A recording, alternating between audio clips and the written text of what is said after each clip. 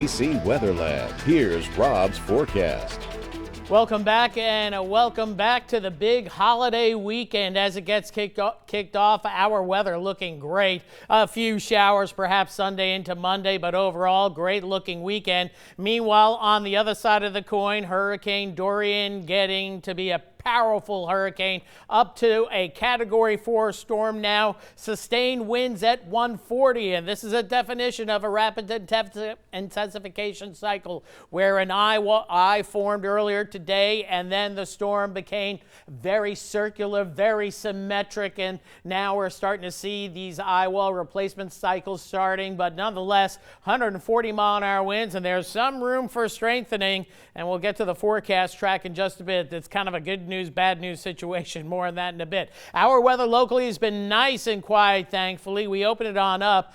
Just draw your attention to the showers and storms from southwestern Florida down through Cuba. This is a very weak, broad area of low pressure that's going to be drifting westward this weekend, and some of that moisture may poke into southeast Louisiana come Sunday and Monday, and that's why we have some rain chances in the afternoon. No major threats with this. Weak low pressure, not expecting development, but the winds are going to come up a little bit offshore. We'll talk more about that in a bit. Meanwhile, Dorian, as we take a look at that overhead view, you can see that eye quite clearly. The storm getting sealed off from the dry air. The upper level shear is moving away, so there is no reason to think that this storm is going to be any weaker. In fact, it may be stronger as it gets closer and closer to the northern and northwestern Bahamas. Right now, Cat 4, 140 mile per hour sustained winds, moving to the west-northwest at 10, and it's going to be moving just slightly north of due west over the next several days. Notice the distance between each icon here gets tighter and tighter, so it's going to be slowing down,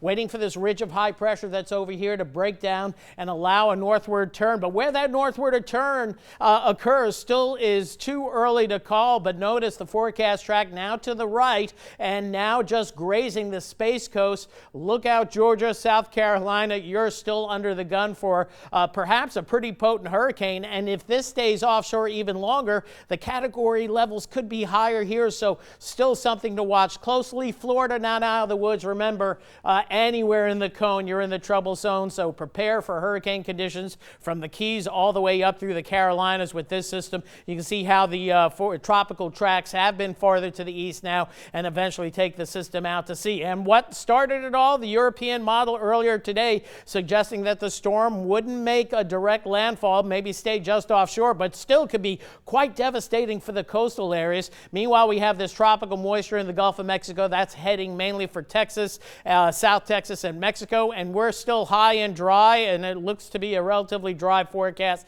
And there you see Dorian moving on. So let's look at the deterministic European model. It is spot on now with the hurricane center track. Incredible that this is a model that initiated at 7 o'clock this morning and 10 o'clock this evening. We're still following this model. Again, Dorian sitting just offshore here.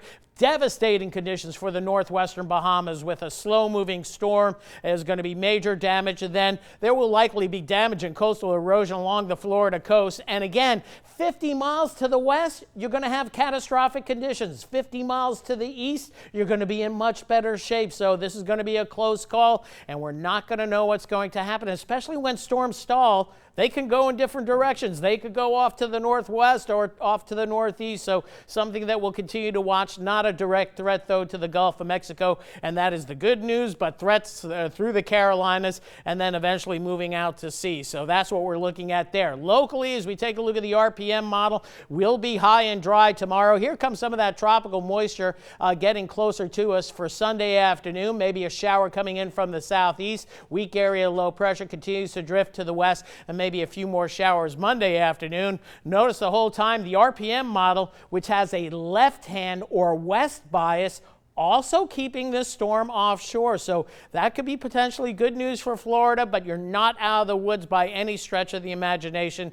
in the Sunshine State. We'll just keep our fingers crossed and watch the trends throughout this weekend. Meanwhile, offshore, in response to that weak low pressure, winds and seas beginning to pick up. Tomorrow's your day to go fishing if you want to go out in the Gulf. Then after that, Sunday and Monday, the winds begin to pick up out of the northeast. It'll get gusty, and we'll see some tropical showers out in the Gulf of Mexico, but no effects inland.